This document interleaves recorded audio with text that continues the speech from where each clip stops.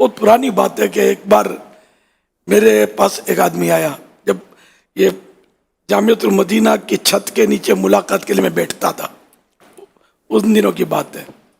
تو اس نے بولا کہ میرے پیر صاحب اب کہاں سے آتے ہیں یہ میں بھول گیا. پیر صاحب آتے ہیں ہمارے گھر پہ ٹھہرتے ہیں اور ہم پریشان ہو جاتے ہیں، بس آگے ٹھہر جاتے ہیں. اب پردے کے مسائل، جگہ ہماری کم ہے اور یوں ہم کو تکلیف ہے. تو مجھے پوچھ رہے تھے وہ صاحب یا وہ اسلامی بھائی کہ کیا میں پیر صاحب کو کہہ سکتا ہوں کہ آپ نہیں آیا کریں ہمارے گھر میں، ہم کو تکلیف ہوتی ہے، پردے کے مسائل ہوتے ہیں. یہ اندازہ لگائیں. یعنی وہ بھی یعنی کہ بیچارہ مدد مرید پھر بھی ادب والا تھا نا، کہ اس نے یہ دو ٹوک بات نہیں کی کہ پیر صاحب میں اس لیے مرید تھوڑی ہوا ہوں کہ آپ یہاں اگر پڑے رہے میرے پاس. تو لیکن بیچارے نے مجھ سے پوچھا کہ میں کیا کروں ان کو. تو یہ کہ ہر ایک کو سوچنا چاہیے، دوست چاہے کتنا گہرا دوست ہو، کہ اس کے مطلب ہے کہ گھر میں جانے سے پہلے یہ آدمی غور کر لے کہ یار اس کے کمرے کتنے، اس کے یعنی بعض جگہوں پہ اتنی تنگی ہوتی ہے. بمبئی میں نے خاص کر نوٹ کیا تھا، ایک کمرہ، ایک کمرے میں لوگ رہتے ہیں. اور کسی کے گھر جیسے جائیں نا تو جیسے گھر کی جو خاتون ہے اس کو کچن میں رہنا پڑے. یہ تجربے کی بات ہے. اتنا سا بھی گھر ہاں، اتنے سے کمرے میں، نہیں کمرہ نہیں، پورا گھر، پورا گھر ہو کچن بھی، اور مچان بناتے ہیں بیچارے رہنے کے لیے کہ کچھ اوپر سوئیں گے کچھ نیچے سوئیں گے.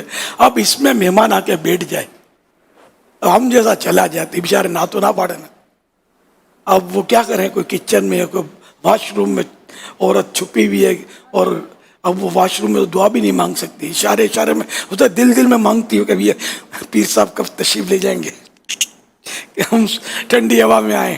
یہ سب چاہے پیر صاحب ہوں، چاہے استاد صاحب ہوں، چاہے امام صاحب ہوں، چاہے خطیب صاحب ہوں، جو بھی ہوں، سب کو سوچنا چاہیے کہ کسی کے گھر پہ جائیں تو 112 بار غور کر لیں کہ اس پر ہم بوجھ تو نہیں بن جائیں گے.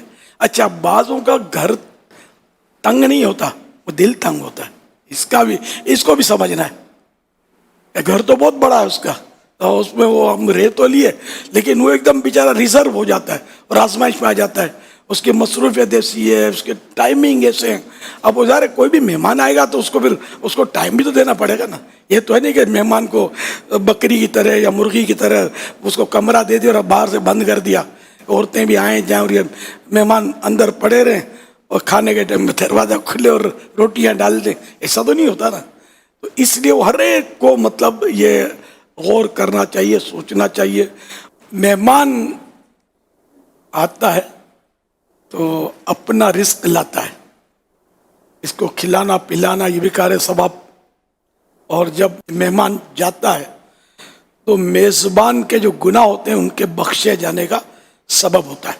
یوں مہمان اللہ کی رحمت ہے، اس کے آنے پر رنجیدہ نہ ہوا جائے، خوش دلی کے ساتھ مہمان نوازی کی جائے. اور اس کو رخصت کرنے کا طریقہ یہ ہے کہ مہمان جب جائے تو سنت یہ کہ اس کو دروازے تک چھوڑنے کے لیے جائے.